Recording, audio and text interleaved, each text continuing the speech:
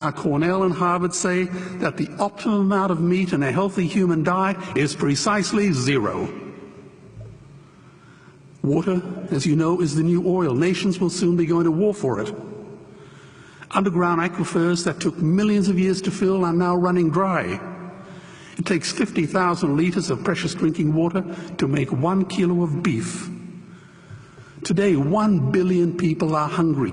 20 million people will die from malnutrition.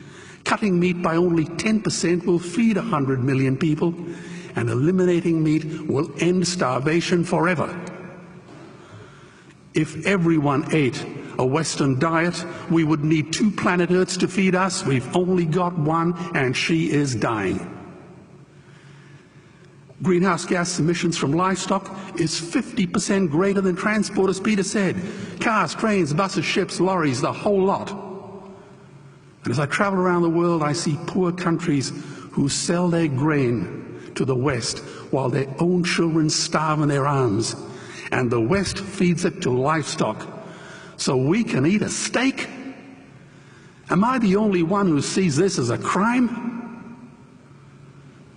Believe me, every morsel of meat we eat is slapping the tear-stained face of a hungry child. When I look into her eyes, do I remain silent? The earth can produce enough food for everyone's need, but not enough for everyone's greed. We are facing the perfect storm. If any nation had developed weapons that could wreak such havoc on the planet, we would launch a preemptive military strike and bomb it back into the Bronze Age. But it's not a rogue state, it's an industry. The good news is we don't have to bomb it. We can just stop buying it. Sir George Bush was wrong. The axis of evil does not run through Iraq, Iran, or North Korea. It runs through our dining tables. Weapons of mass destruction are our knives and forks. Our proposition is the Swiss Army knife of the future. It solves our environmental, water, human health problems and ends cruelty forever. The Stone Age didn't end because we ran out of stones. This cruel, disgusting industry will end because we run out of excuses. Meat is like the 1 and 2 cent coins. It costs more to make than it's worth. And I come from the bush. Farmers are the ones with the most to gain. Farming won't end, it would boom. Only the product line will change. Farmers would make so much money they won't even bother counting it, and I'd be the first to applaud them. Governments would love us. New industries would emerge and flourish. Health insurance premiums would plummet. Hospital waiting lists would disappear. Hell, we'd be so healthy, we'd have to shoot someone just to start a cemetery. So tonight I have 2 challenges for the opposition. 2 challenges.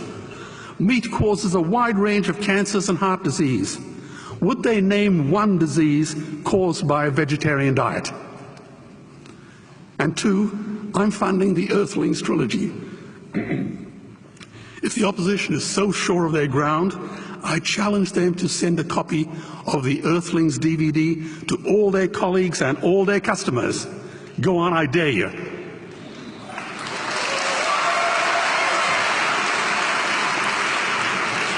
Animals are not just other species, they are other nations, and we murder them at our peril. The peace map is drawn on a menu. Peace is not just the absence of war, it is the presence of justice. Justice must be blind to race, color, religion, or species. If she's not blind, she will be a weapon of terror. And tonight, there is unimaginable terror in those ghastly Guantanamos we call factory farms or slaughterhouses. Believe me, if slaughterhouses had glass walls, we wouldn't be having this debate tonight. You see, I believe another world is possible. And on a quiet night, I can hear her breathing. Let's get animals off the menu and out of these torture chambers. Please vote tonight for those who have no voice. Thank you.